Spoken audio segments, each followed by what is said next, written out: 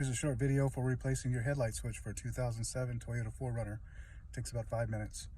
You have 3 screws. I've already pulled the screws out on the panel. And here you've got one on the bottom panel. And then you have, let me turn the key on. You have another one right here, which I've already removed, right here. And on the opposite side, right here, which I've already removed, and then you just pop the covers off.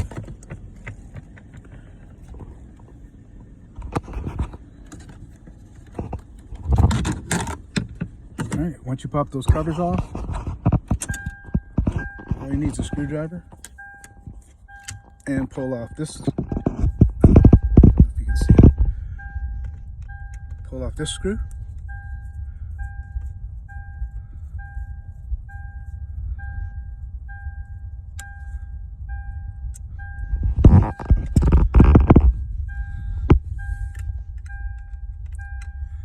And the bottom screw.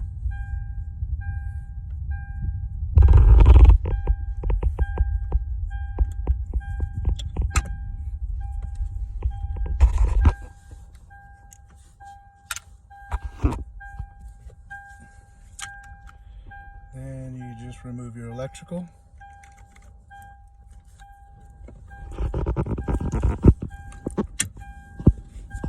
I'm gonna do this with one hand. Just like that. And just like that, your light switch. Then reverse the process. Takes 10 minutes at the most.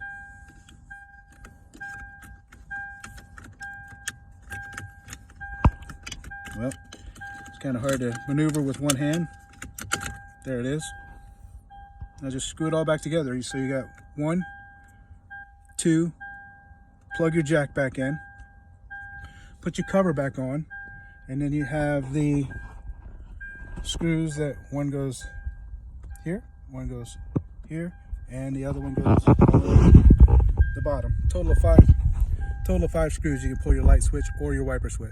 2007 4Runner, Toyota 4Runner. Hope that helps.